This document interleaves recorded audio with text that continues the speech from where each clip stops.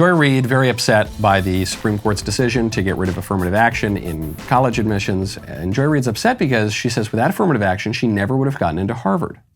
Let me just be clear. I got into Harvard only because of affirmative action. I went to a school no one had ever heard of in Denver, Colorado, in a small suburb. I didn't go to Exeter or Andover. I didn't have college test prep. I just happened to be really nerdy and smart and have really good grades and good SAT scores. Right. But someone came to Denver, Colorado to look for me.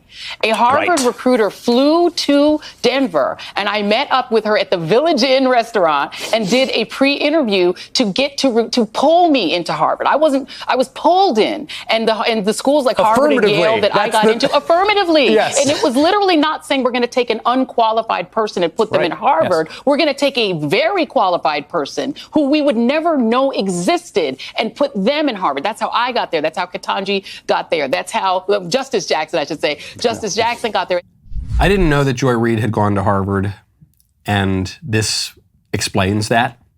Her explanation of how she got into Harvard explains why I didn't know from her commentary that she was educated at Harvard, and that's underscored by the fact that she doesn't even know what affirmative action is. She says, I didn't get into Harvard because I was given an unfair advantage, because I was unqualified, but then I was given an artificial boost and then I was allowed in. That's not affirmative action.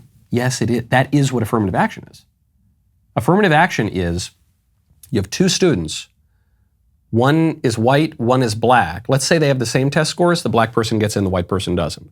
Or, more often is the case, white person has one test score, a black person has a lower test score. The black person will still get in. Such is the advantage. It's not just true of black and white. It's the white people will be punished primarily, but also the Asian students will be punished, and the black people will be given an advantage, but also to some degree Hispanics, to a great degree Native Americans, though there just aren't that many Native Americans in America anymore. So it's this weight of giving people who are less qualified an advantage.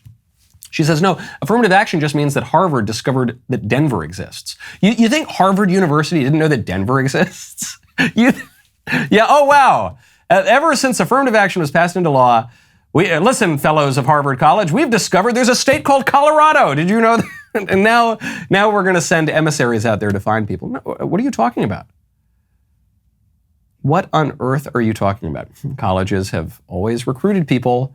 Colleges have always accepted applications from all over the country.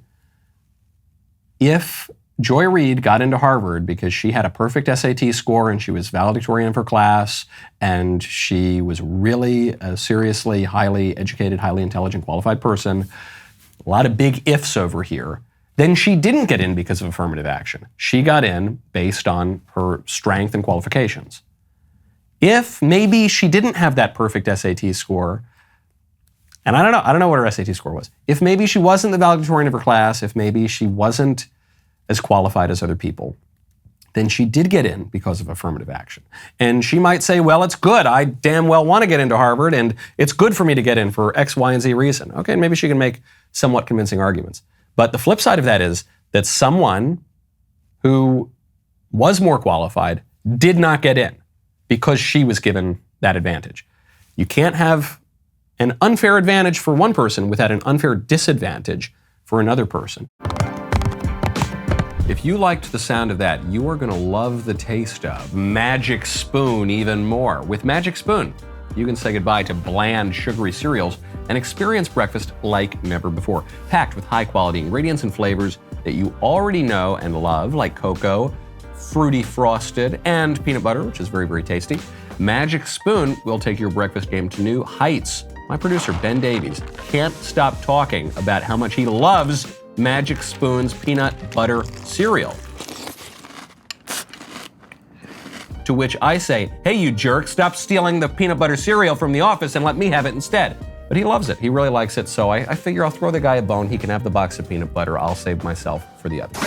Magic Spoon cereals have 0 grams of sugar, 13 to 14 grams of protein, and are only 140 calories per serving. They're also gluten-free, grain-free, and soy-free. Experience the magic of Magic Spoon cereals by visiting magicspoon.com/Knowles and get $5 off your order Magic Spoon is so confident in their product, they back it with a 100% happiness guarantee. If you don't like it for any reason, they will refund your money. What are you waiting for? Click the link below or head over to magicspoon.com/Knowles to grab a variety pack. Try it today. magicspoon.com/Knowles for $5 off your order.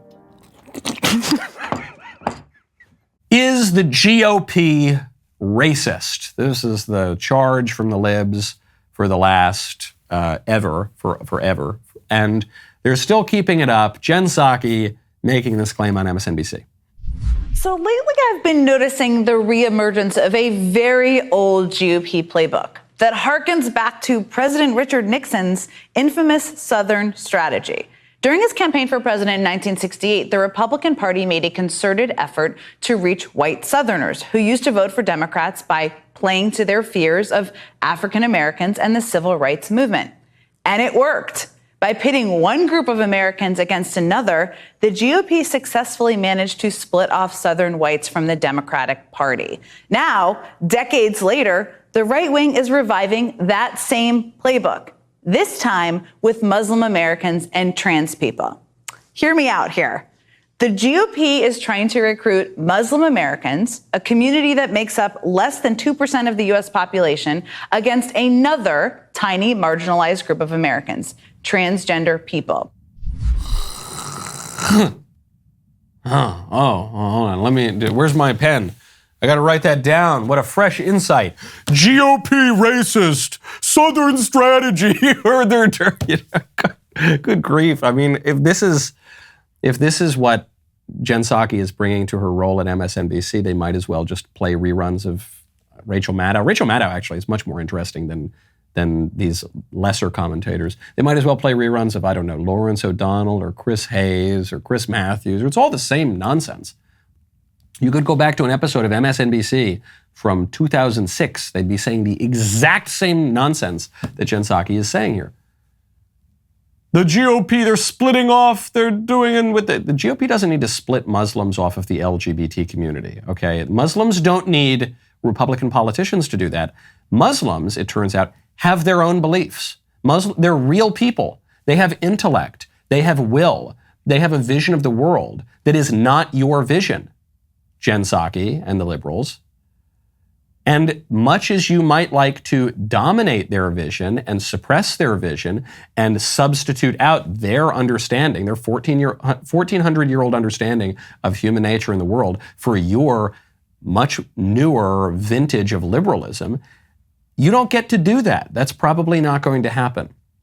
And one aspect of Islam that Islam shares with Judaism and Christianity and many varieties of virtuous paganism is an opprobrium for sexual eccentricity and deviancy. And one thing that Islam shares with Judaism and Christianity and even virtuous paganism is an understanding of human nature such that your soul is not in radical opposition to your body at the level of sex and gender. You don't need the GOP to do that. People have their own views. But the liberals can't understand this. The liberals, much as they malign colonialism, the liberals have a much more intensely colonial, flattening, universalizing point of view than pretty much anyone else in the world, including Christians. Liberalism in many ways, it's not exactly a Christian heresy, but it is a perverted offshoot of Christianity. It's why liberalism arises in the Christian West. But it's a perversion and an inversion of Christianity in all sorts of ways. And it makes a God out of man rather than having man recognize God as his one true God. And it exalts the will of man above all else, as opposed to Christianity, which says that man needs to bring his own will into accord with right reason and reality and the will of God. But it is kind of a weird little offshoot of Christianity. And Christianity is a universalizing religion, right? Christianity has the oldest flavor of Christianity is called the Catholic Church. Catholic means universal. Christianity makes claims for the whole world, but it's not a globalism. It's not a flattening. Like, it recognizes principles such as subsidiarity. It recognizes the legitimacy of civil authority. It respects custom and tradition. It doesn't try to flatten everything. There are all sorts of rights in Christianity. There are all sorts of local flavors, while at the same time there being an insistence on one church with one vicar of Christ and one holy sacrifice in the Mass. So, and one God, obviously. Liberalism just takes all that particularism out, takes all that respect for local authority out, respect for tradition, respect for the civil authority. Liberalism just rips all of that out and says, no, everybody's got to be exactly the same. Not even down to this nation has to be indistinguishable from this nation, not even down to this race has to be indistinguishable from this race, down to this sex has to be indistinguishable from this sex, down to everything. It just flattens it all. Much, much more colonial than anything the Christians have ever done. Boy, what a great clip that was, huh? Make sure that you subscribe. Ring that bell here at the Michael Knowles YouTube channel. We'll see you next time.